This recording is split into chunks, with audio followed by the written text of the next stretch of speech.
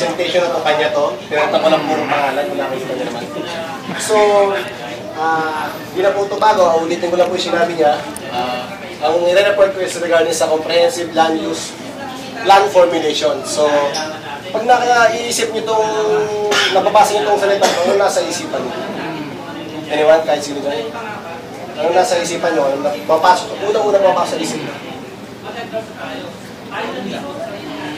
Okay. So, sa akin kasi sir, ang unang papasok yung lupa, land, then use. So, ibig sabihin, para sa paggamit ng lupa. So, pasok po muna tayo ulit. So, dito, according dito sa World Risk Index of 2012, World's Disaster Report, pangatlo yung Pilipinas sa disaster-prone na country sa buong mundo, gaya ng sabi ni Ma'am kanina. So, due to dun sa high, regarding sa high exposure natin sa natural calamities, gaya ng sabi niya, under tayo ng Pacific Ring of Fire. Then, kung galing sa report ng Pag-asa, yung IPCC, diba lagi tayo natatamaan ng IPCC.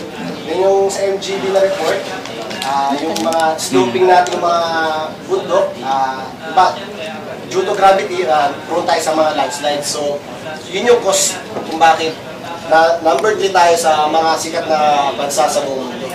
So, ano dapat gawin? So, a systematic process of learning about hazards and progression of risks that can affect a community or city or municipality should be available for local planners. So, siyempre, bago tayo mag-approve for LGUs, bago tayo mag-approve or gumawa ng plano or magsasubmit tayo ng plans for subdivision or kung ano man yan, so kailangan muna natin ma-assess yung lugar ng maayos. Kaya hindi naman po pwedeng sa ilalim ng bundok magtayo tayo ng residential area. Di ba? Medyo delikado naman po yun para sa atin.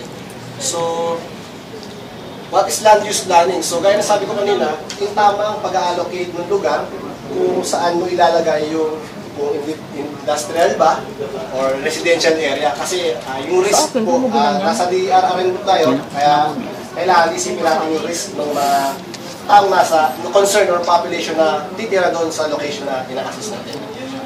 So, what is CLUP? Comprehensive Land Use. So, CLUP is a planning document prepared by LGUs to rationalize the allocation of proper use of land resources. So, yun nga, gaya na sabi ulit kanina, yun nga, pag-allocate ng maayos. Hindi naman po kasi pwede tayo maglagay ng, kumbaga parang sa palengke, maglalagay kayo ng hardware sa palengke, parang pangit naman po tignan. Ganoon lang po siya. So, random ko na lang po yung 12-step na process ng CLUP. So, step 1, getting organized. Step 2, identifying stakeholders.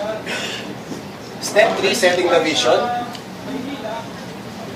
Step 4, analyzing the situation. Step 5, setting the goals and objectives.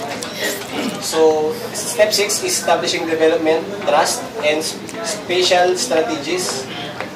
Step 7, preparing the land use plan. Drafting the zoning ordinance. Step 8. Step 9, conducting public hearing on the draft of CLUP and ZO.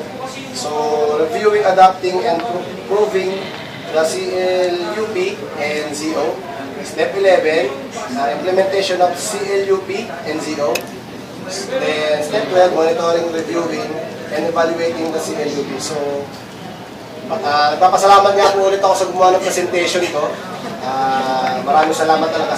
Maraming salamat din sa pakinig. Pasensya na, medyo baguhan na po ako dito sa pag-present. So, maraming salamat.